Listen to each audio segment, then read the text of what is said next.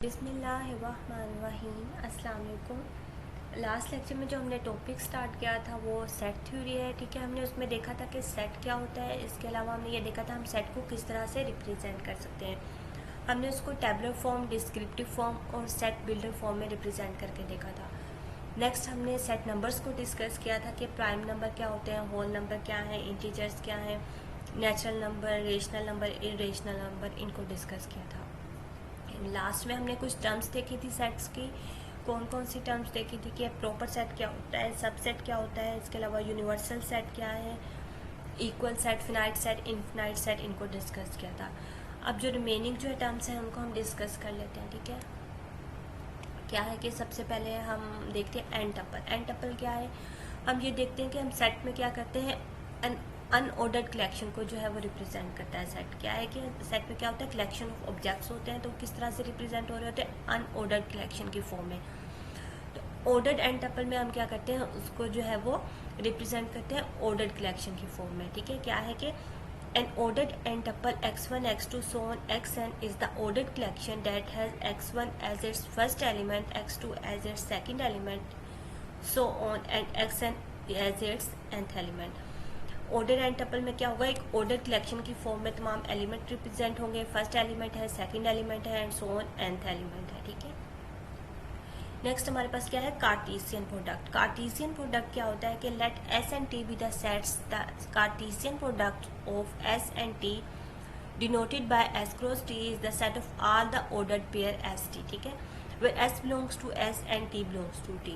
अब Cartesian product क्या होता है कि हमारे पास टू सेट है S एंड T। जब हम इनका कार्टेशियन प्रोडक्ट लेते हैं दोनों का S क्रॉस T, तो क्या होगा, ये ऑर्डर्ड पेयर होंगे तमाम एलिमेंट्स का जो कि S और T से बिलोंग करते हैं। ठीक है, किस तरह से है, S क्रॉस T में क्या है कि हमारे पास ऑर्डर पेयर मिल रहा है हमें। ठीक है, ये सेट मिल रहा है ऑर्डर पेयर का, और इनमें क्या है कि S बिलोंग्स टू S। ठीक है, जो फर्स्ट एलिमेंट है वो कहाँ से बिलोंग कर रहा है, फर्स्ट सेट से, और जो सेकंड एलिमेंट है वो कहाँ से बिलोंग कर रहा है, सेकंड सेट से, T से।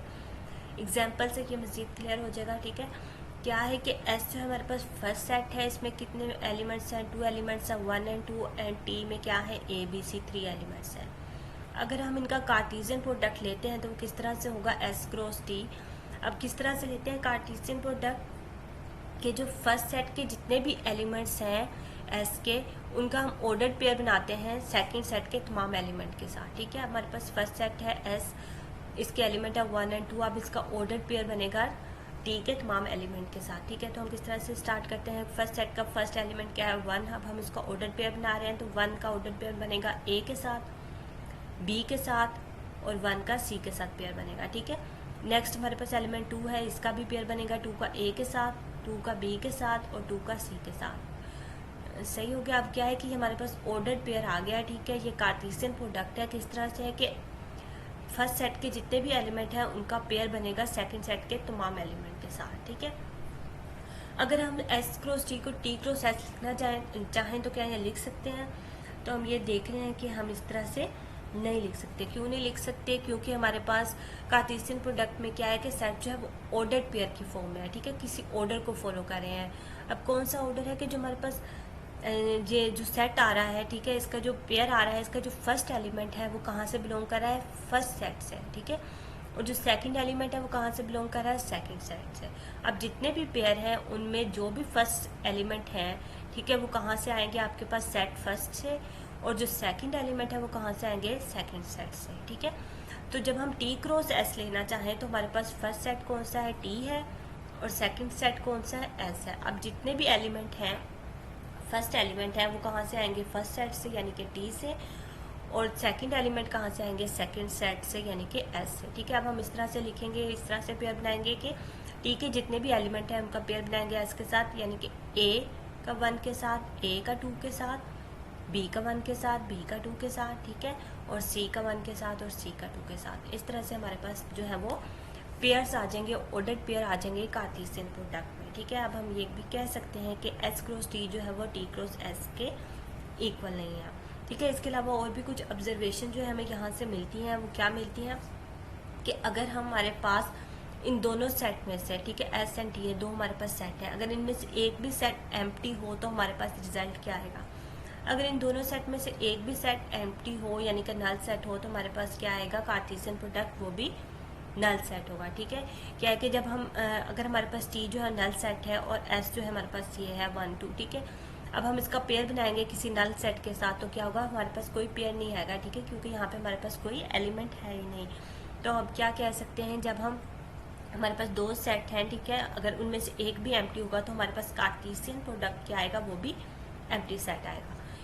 नेक्स्ट क्या है कि अगर इन दोनों में से एक भी सेट जो है इन्फिनाइट सेट होगा तो हमारे पास कार्टेशियन प्रोडक्ट क्या आएगा, वो भी इन्फिनाइट सेट आएगा। ठीक है, नेक्स्ट क्या है कि अब हमारे पास जो है वो टू ऑर्डर पेयर यानी कि हमारे पास टू पेयर हैं, वो इक्वल किस फॉर्म में होंगे, वो इक्वल इस फॉर्म में होंगे कि हमारे पास फर्स्ट का जो एलिमेंट है वो सेकंड पेयर के एलिमेंट के इक्वल हो, यानी कि 1 इक्वल टू बी हो और ए इक्वल टू 1 हो। तो हमारे हम कह सकते हैं कि ये हमारे पास जो दो पेयर हैं ये क्या है, इक्वल है। ठीक है, किस तरह से है, फॉर एग्जांपल आप देख लें एक्स क्रॉस वाई, ठीक है, एक्स और वाई है। ठीक है, फर्स्ट जो है वो ऑर्डर पेयर है और सेकंड क्या है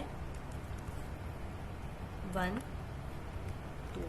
ठीक है, अब ये दो ऑर्डर पेयर इक्वल किस फॉर्म में होंगे, किस सूरत में होंगे, कब होंगे, जब x जो है वो इक्वल होगा किसके 2 के और y जो है इक्वल होगा 1 के। तो हम कह सकते हैं कि ये दोनों सेट जो हैं वो ऑर्डर पेयर जो है वो क्या है, इक्वल है। ठीक हो गया। नेक्स्ट क्या है कि नंबर ऑफ पेयर्स किस तरह से होंगे। ठीक है, अगर हमारे पास फर्स्ट सेट है ए, ठीक है, कोई भी सेट है उसमें जितने भी नंबर्स हैं, ठीक है, और जो सेकंड सेट के कितने नंबर है, यहाँ पे कितने एलिमेंट है 1 और 2 एलिमेंट है, यहाँ पे कितने हैं 3 है। ठीक है, तो टोटल नंबर के जो हमारे पास कार्टेशियन प्रोडक्ट के होंगे वो कितने होंगे, यानी कि फर्स्ट सेट के जो नंबर हैं उनको मल्टीप्लाई करें सेकंड सेट के नंबर के साथ, यानी कि 2 × 3 करें तो क्या आएगा 6। ठीक है, यानी कि इसके जितने भी एलिमेंट्स हैं फर्स्ट सेट के आप उसको मल्टीप्लाई करें सेकंड सेट के एलिमेंट के साथ, तो जो रिजल्ट आएगा वो क्या होगा, हमारे पास कार्टेशियन प्रोडक्ट के एलिमेंट होंगे। ठीक है, इसमें कितने एलिमेंट्स आ रहे हैं, एस क्रॉस डी में 1 2 3 4 5 6 ऑर्डर पेयर आ रहे हैं। ठीक है, तो क्या है कि ये इक्वल किसके हैं 6 के। तो अगर हमने फाइंड करना हो तो कितने जो है हमारे पास नंबर ऑफ एलिमेंट्स होंगे कार्टेशियन प्रोडक्ट में, तो वो डिपेंड कर रहा है कि कितने एलिमेंट्स हैं फर्स्ट सेट में, कितने एलिमेंट है सेकंड सेट में। ठीक है, जब आप इसको मल्टीप्लाई करते हैं तो आपके पास जो है वो टर्म नंबर्स आ जाते हैं कि कितने एलिमेंट होंगे आपके कार्टेशियन प्रोडक्ट में, कितने ऑर्डर पेयर आपको मिलेंगे। ठीक हो गया। नेक्स्ट क्या है, cardinality of the Cartesian product. ठीक है, कार्डिनैलिटी जो है वो कार्टेशियन प्रोडक्ट की हम किस तरह से इसको रिप्रेजेंट करेंगे, क्या है कि एस क्रॉस टी जो है, ठीक है, इस तरह से लिखते हैं कि एब्सोल्यूट वैल्यू जो है वो उसमें हम रिप्रेजेंट करते हैं कार्डिनैलिटी को। ठीक है, एस क्रॉस टी की एब्सोल्यूट वैल्यू की फॉर्म में हम रिप्रेजेंट करेंगे। ठीक है, S cross T is equal to S into T. ठीक है, इन दोनों की एब्सोल्यूट वैल्यू। अब किस तरह से लिखेंगे, होता क्या है cardinality of the Cartesian product के number of values in each element of the resulting set is equal to the number of set whose Cartesian product is being taken. ठीक है, क्या है कि हमारे पास कार्टेशियन प्रोडक्ट हमने लिया है ए और बी का, ठीक है, इसके जितने भी मेंबर्स हैं एलिमेंट्स हैं और इसके जितने भी एलिमेंट हैं, ठीक है, उनका जो प्रोडक्ट होगा वो इक्वल होगा हमारे पास किसके, कार्टेशियन प्रोडक्ट के नंबर के। ठीक है, अगर आपने अभी पीछे भी एग्जाम देखा है हम लोगों ने, क्या है कि यहाँ पे ए की कितनी वैल्यूज है 3 है, बी की कितनी वैल्यू है 3 है, टोटल नंबर कितने हैं 3 है। ठीक है, ए क्रॉस बी क्या आ जाएगा, ठीक है, यहाँ पे क्या है, क्या आ जाता है आपके पास 9। ठीक है, और अब अगर आपने जो कार्टेशियन प्रोडक्ट लिया है इसके अब अगर आप एलिमेंट्स को काउंट करें तो वो क्या है, वो भी 9 है। ठीक है, किस तरह से ये बना हुआ है, ए क्रॉस बी। ठीक है, ए क्रॉस बी में क्या है कि फर्स्ट एलिमेंट के फर्स्ट जो है सेट इसके जितने भी एलिमेंट हैं उनका पेयर बना हुआ है सेकंड सेट के एलिमेंट के साथ, जॉन जेन जॉन आन। ठीक है, इस तरह से हम पेयर बनाते जाएंगे। फिर पेटर जो है इसका बी के तमाम एलिमेंट के साथ पेयर बनेगा, फिर माइक का पी के तमाम एलिमेंट के साथ जो है वो पेयर बनेगा। आप इनको काउंट करें 1 2 3 4 5 6 7 8 9। ठीक है, तो ये क्या है 9 है। ठीक है, कार्डिनैलिटी जो है वो इस तरह से रिप्रेजेंट होगी कार्टेशियन प्रोडक्ट की। नेक्स्ट क्या है, सेट ऑपरेशन है। ठीक है, अब हम डिफरेंट सेट ऑपरेशंस को भी डिस्कस कर लेते हैं। ठीक है, फर्स्ट ऑफ ऑल हमारे पास क्या है, यूनियन है। यूनियन सेट क्या होता है, let A and B the subsets of a universal set U. ठीक है, एक यूनिवर्सल सेट है जहाँ से तमाम एलिमेंट्स आ रहे हैं, ठीक है, ए और बी के। The union of set A and B is the set of all the element in universal set that belongs to A और टू बी और to both and is denoted by A union B. अब क्या है कि union हम किस तरह से लेते हैं कि हमारे पास ए और बी दो सेट हैं, तो यूनियन क्या होगा, ए और बी के जितने भी एलिमेंट हैं उन सब को हम यूनियन सेट में लिखेंगे। किस तरह से है ए यूनियन बी, हम इसको इस तरह से रिप्रेजेंट करते हैं, एक्स बिलोंग टू, ठीक है, क्या है यू, ठीक है, और एक्स बिलोंग्स टू ए और एक्स बिलोंग्स टू बी, ठीक है। एक्स यानी कि ए के भी जितने एलिमेंट हैं उन सब को भी, और बी के जितने एलिमेंट हैं उन सब को भी हम लिखेंगे, तो वो क्या कहलाएगा, यूनियन सेट कहलाएगा, ठीक है। आपके पास ये एक यूनिवर्सल सेट है A B C D E F G. अब ए और बी दोनों सेट जो है यूनिवर्सल सेट से लिए गए। ए में क्या है, ए है, सी है, ई है एंड जी है, ठीक है, ये इसके मेंबर्स हैं, एलिमेंट है। और बी में क्या है, डी ई एफ जी, ये इसके एलिमेंट है। अगर अब हम ए यूनियन बी लिखना चाहें तो वो किस तरह से लिखेंगे कि उसमें तमाम एलिमेंट्स आ जाएंगे, ए के भी और बी के भी। कौन कौन से एलिमेंट है, यानी कि ए भी आएगा, सी भी आएगा, ई भी आएगा और जी भी आएगा, ठीक है। यहाँ से क्या है, डी भी आएगा, ई भी आएगा, एफ भी आएगा, जी भी आएगा, ठीक है। एक एलिमेंट को आपने एक ही दफ़ा लिखना है अगर दोनों में प्रेजेंट है, तो ए के भी तमाम एलिमेंट्स, तमाम मेंबर आ जाएंगे और बी के भी तमाम एलिमेंट आ जाएंगे, ठीक है। इसको क्या कहते हैं, यूनियन सेट कहते हैं।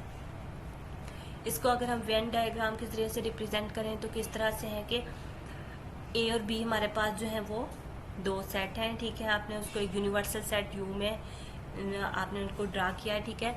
अब इसके जितने भी एलिमेंट है कहाँ से आपको मिले हैं, यूनिवर्सल सेट से। अगर हम ए यूनियन बी लेना चाहें तो किस तरह से लेंगे कि हम उस एरिया को कवर करेंगे जो एलिमेंट हमारे पास आ रहे होंगे, ठीक है। तो इसमें कौन से एलिमेंट आ रहे होंगे, वो तमाम एलिमेंट आ रहे होंगे जो ए में भी हैं और बी में भी है। इसलिए हमने ए और बी दोनों सेट को हमने क्या किया है, शेड कर दिया है, ठीक है।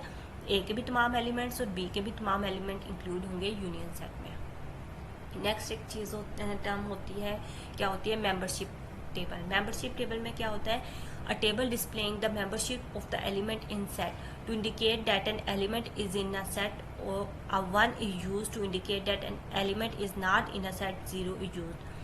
Membership table can be use to prove set identities, ठीक है। इसमें क्या है कि हम ये बताते हैं कि अगर एलिमेंट एग्जिस्ट कर रहा है, ठीक है, तो उसको 1 से रिप्रेजेंट करते हैं, अगर नहीं कर रहा तो 0 से रिप्रेजेंट करते हैं। अगर हम यूनियन का मेंबरशिप टेबल जो है वो ड्रा करें तो वो किस तरह से होंगे, जिस तरह से आप लोगों ने ट्रूथ टेबल जो है वो ड्रा किए थे, ठीक है। क्या है कि ए और बी के हमारे पास जो है वो एलिमेंट्स हैं, ठीक है। ए यूनियन बी क्या है कि हमारे पास इसमें क्या आएगा, तमाम एलिमेंट्स आ जाएंगे ए के भी और बी के भी, ठीक है। यहाँ पे 1 1, ठीक है, ए और बी के भी एलिमेंट्स आने हैं, ठीक है। अब यहाँ पे एक भी 1 है, ठीक है, वो आ रहा है, ठीक है। बी एक भी 1 है, वो आ रहा है। यहाँ पे कोई भी 1 नहीं है तो वो आ रहा है। तो ए यूनियन बी जो है बेसिकली ए और बी के इक्वल है, ठीक है। जिस तरह से आपने ए और बी जो है डिस्कस किया था पहले, उसी तरह से ट्रूथ टेबल जो हमने डिस्कस किया था, लॉजिकल कनेक्टिव्स को हमने देखा था, तो वहाँ पे ए और बी जो है वो यहाँ पे ए यूनियन बी के इक्विवेलेंट है। नेक्स्ट क्या है, इंटरसेक्शन। इंटरसेक्शन में क्या होता है, let an A and B subsets of a universal set U, the intersection of set A and B is the set of all the elements in U that belongs to both A and B and is noted by A intersection B, ठीक है। इस तरह से आप ए intersection B को लिखते हैं, ठीक है। इसमें क्या होता है कि हमारे पास ए और बी दो सबसेट है यूनिवर्सल सेट यू के, तो इंटरसेक्शन में क्या आएगा, वो तमाम एलिमेंट्स आएंगे जो ए में भी होंगे और बी में भी होंगे, ठीक है।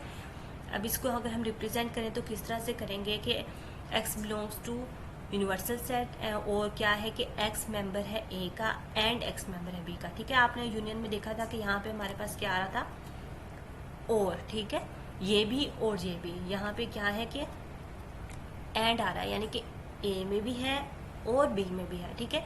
वो तमाम एलिमेंट्स हमने लिखने हैं जो कि a का भी पार्ट है और b का भी पार्ट है, ठीक है। ये हमारे पास यूनिवर्सल सेट है, यहाँ से हमारे पास ए सेट एक मिल रहा है, ठीक है, एक बी है। ए इंटरसेक्शन बी क्या होगा, वो तमाम एलिमेंट्स जो ए में भी प्रेजेंट होंगे और बी में भी प्रेजेंट होंगे, ठीक है।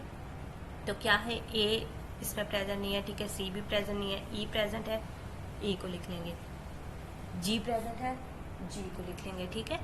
तो क्या है कि वो तमाम एलिमेंट आएंगे जो ए सेट में भी होंगे और बी में भी होंगे, ठीक है। अगर हम इसको वेन डायग्राम के जरिए से रिप्रेजेंट करेंगे तो किस तरह से करेंगे, कि उस एरिया को शेड करेंगे जो कि ए में भी है और बी में भी है, ठीक है। अब ये क्या है कि ओवरलैप कर रहा है ए और बी, तो इसमें कौन सा एरिया शेड होगा, ये वाला एरिया, ठीक है, क्योंकि ये बी का भी पार्ट है ये एरिया और ए का भी पार्ट है, ठीक है। इस तरह से हम इंटरसेक्शन को रिप्रेजेंट करेंगे, ठीक है। अगर हम इसको जो है वो मेंबरशिप टेबल में देखें तो ये किसके इक्विवेलेंट होगा, वहाँ पे हमारे पास एंड गेट था, ठीक है, उसके इक्विवेलेंट जो है वो यहाँ पे हमारे पास ए इंटरसेक्शन बी है, ठीक है। हमारे पास क्या है कि ए में भी हो और बी में भी हो, ठीक है, इन दोनों में है, तब हमारे पास रिजल्ट क्या है 1 आ रहा है, ठीक है। अगर एक में है तो रिजल्ट क्या आ रहा है 0 आ रहा है, ठीक है। ये किसके इक्विवेलेंट हो गया, ए एंड बी के, ठीक है, लॉजिकल कनेक्टिव के इक्विवेलेंट हो गया।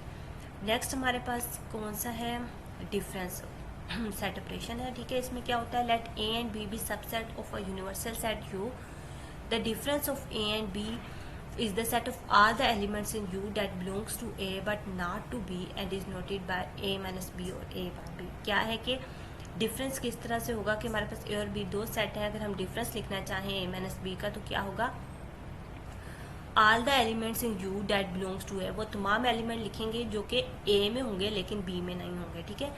हम B वालों को सब्ट्रैक्ट कर देंगे A में से, ठीक है। किस तरह से X belong to U और X belongs to A and X not belongs to B, तमाम एलिमेंट आ जाएंगे जो फर्स्ट सेट में होंगे और सब्ट्रैक्ट कर देंगे हम बी के तमाम एलिमेंट्स को, यानी कि वो इंक्लूड नहीं होंगे, ठीक है। अब ए हमारे पास सेट है ए सी ई जी और बी क्या है डी ई एफ जी। अब हमने वो एलिमेंट्स लिखने हैं जो ए का पार्ट हों लेकिन बी का नहीं हो, ठीक है। फर्स्ट क्या है ए, ठीक है, ए जो है वो ए का पार्ट है, बी का है नहीं है, ठीक है, तो ए आ जाएगा। सेकंड क्या है सी, सी भी आ जाएगा, ठीक है। ई जो है बी का पार्ट है इसलिए ई भी नहीं लिखेंगे, जी जो है वो बी का पार्ट है इसलिए जी भी नहीं लिखेंगे। तो हमने वो एलिमेंट लिखने हैं जो ए का पार्ट तो है लेकिन बी का पार्ट नहीं है, ठीक है। इससे हम ए माइनस बी को रिप्रेजेंट कर रहे हैं। अगर हम वेन डायग्राम इसकी देखें तो किस तरह से है, ए माइनस बी में क्या होगा कि हम यहाँ पे वो एरिया शेड करेंगे जो कि ए का पार्ट हो लेकिन बी का ना हो, तो हम क्या करेंगे, इस एरिया को ए के एरिया को जो है वो शेड करेंगे जो कि बी में इंक्लूड नहीं होगा, ठीक है। सिर्फ ये पार्ट जो है आपका आ जाएगा डिफरेंस में ए माइनस बी में। इसका जो हम टेबल ड्रा करेंगे तो वो किस तरह से होगा, वो किसके इक्विवेलेंट है, is similar to the truth table for P implies Q negation, ठीक है। अब क्या है कि ए और बी, ठीक है, ये क्या है कि वहाँ पे हमने देखा था कि पी इम्प्लाइज क्यू में, यानी कि हमारे पास जब हम ये देखते हैं तो हमारे पास एक ही कंडीशन में वैल्यू जो है वो फॉल्स आ रही थी, वो क्या थी, जब फर्स्ट जो है वो 1 है और सेकंड जो है वो 0 है, ठीक है। इस कंडीशन पे जो है वो वैल्यू जो है वो फॉल्स आ रही थी। अब जब हम इसको निगेशन में कन्वर्ट करेंगे, इसका नेगेटिव लेंगे तो बाकी तमाम में 0 हो जाएगी और इस कंडीशन में जो है वो 1 आ जाएगी, ठीक है। पहले यहाँ पे फॉल्स थी, यहाँ पे ट्रू आ जाएगी, बाकी तमाम में फॉल्स आ जाएगी, ठीक है। तो हम क्या करें कि सिर्फ वो जो है एलिमेंट लिखेंगे जो ए में है लेकिन बी में नहीं है, ठीक है। अब क्या है कि यहाँ पे ए और बी दोनों में है तो 0 आ जाएगा। अब सिर्फ ए में है और बी में नहीं है तो ये वाला जो है वो ट्रू है, ठीक है। यहाँ पे ए में नहीं है, ठीक है, यहाँ पे भी नहीं है तो 0 आ जाएगा। नेक्स्ट कौन सा है हमारे पास, कॉम्प्लीमेंट है। कॉम्प्लीमेंट में क्या होता है, let A be the subset of universal set U, the complement of A is the set of all the element in U that do not belong to A and is noted by A bar और A complement, ठीक है। A complement किस तरह से होगा, set of all the elements of U that do not belong to A, ठीक है। वो तमाम एलिमेंट आ जाएंगे जो कि U का तो पार्ट होंगे लेकिन A में नहीं होंगे, ठीक है। X belong to U and X not belongs to A, ठीक है। ये हमारे पास यूनिवर्सल सेट है A B C D E F G और ए क्या है ए सी ई जी। अब हम ए कम्प्लीमेंट लिखेंगे तो किस तरह से लिखेंगे कि वो तमाम एलिमेंट जो कि कम्प्लीमेंट किससे लेते हैं, यूनिवर्सल सेट के साथ, ठीक है। अगर हमने कम्प्लीमेंट ले रहे हैं तो यूनिवर्सल सेट के साथ ले रहे हैं तो किस तरह से होगा कि यूनिवर्सल सेट के तमाम एलिमेंट जो है वो ए में जो प्रेजेंट नहीं होंगे वो यहाँ पे आ जाएंगे, ठीक है। ए नहीं आएगा। नेक्स्ट क्या है बी, बी इसमें प्रेजेंट नहीं है तो बी आ जाएगा। सी भी है, डी प्रेजेंट नहीं है तो डी आ जाएगा। ई भी इसमें प्रेजेंट है, एफ नहीं है तो एफ आ जाएगा, ठीक है। इस तरह से हम कम्प्लीमेंट लिखते हैं कि यूनिवर्सल सेट के तमाम एलिमेंट आ जाएंगे जो कि इस सेट का जो है वो ए सेट का पार्ट नहीं होंगे, ठीक है। इस तरह से हम वेन डायग्राम में इसको रिप्रेजेंट करते हैं कि ए का पार्ट ना हो, ठीक है। ए में वो भी एलिमेंट है जो यूनिवर्सल में है, ठीक है, लेकिन हमने वो एलिमेंट इंक्लूड नहीं करने, ठीक है। वो तमाम करने हैं जो कि ए का पार्ट नहीं होंगे, उन तमाम एरिया को हमने शेड कर दिया है। अगर मेंबरशिप टेबल जो है इसका ड्रा करें तो वो किस तरह से होगा कि निगेशन कनेक्टिव की तरह से होगा कि जो हमारे पास ए का पार्ट नहीं होगा वो हम इसमें इंक्लूड करेंगे। ठीक है, यहाँ पे हमारे पास ए में है तो जो 0 आ जाएगा, यहाँ पे ए में नहीं है तो वहाँ पे हमारे पास 1 हो जाएगा। ठीक है, अब ये एक्सरसाइज है, ठीक है, आप लोगों ने करनी है, एक हम लोग करके देख लेते हैं। ठीक है, ये यूनिवर्सल सेट है 1 2 3 सो ऑन 10 तक। एक्स क्या है 1 2 3 4 5। वाई क्या है, वाई इस तरह से है कि वाई जो है वो इक्वल टू 2x, यानी कि जो एक्स की वैल्यू है उनको आप सबको 2 से मल्टीप्लाई करें तो हमारे पास y की वैल्यू आ जाएंगी।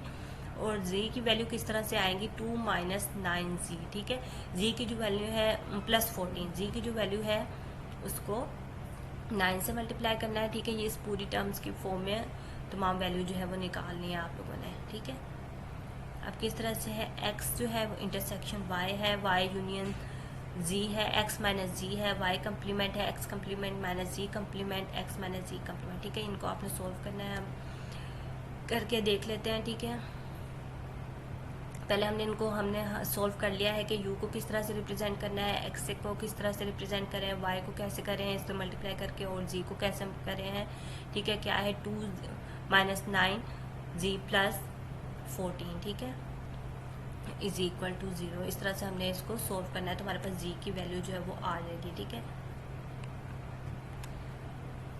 अब क्या है कि x इंटरसेक्शन y है, किस तरह से आएगा कि x की हमने वैल्यू लिख ली है, क्या है 1 2 3 4 5। ठीक हो गया, नेक्स्ट क्या है y की वैल्यू आप लोग लिख लें, y की वैल्यू क्या है 2 4 6 8 10। ठीक है, अब हम इंटरसेक्शन लेंगे तो क्या आएगा कि वो तमाम वैल्यूज़ जो a का भी पार्ट हों और b का भी पार्ट हों, तो कौन सी है, 1 नहीं है, 2 इसका पार्ट है तो हम 2 लिख रहे हैं। ठीक है, 3 जो है वो भी नहीं है, 4 पार्ट है दोनों का तो 4 लिख रहे हैं, इसके अलावा 5 भी नहीं है, 8 भी नहीं है, 10 भी नहीं है। ठीक है, तो इस तरह से हम x इंटरसेक्शन को y को हमने सोल्व किया है। नेक्स्ट जो है बाकी तमाम जो है आप लोगों ने एक्सरसाइज जो है सोल्व करके देखनी है। ठीक है, सारी सिंपल है, यूनियन लेना है, डिफरेंस लेना है, कम्प्लीमेंट लेना है। ठीक है, इसको आप लोगों ने सोल्व कर लेना है। ठीक है, ओके, अल्लाह हाफिज़।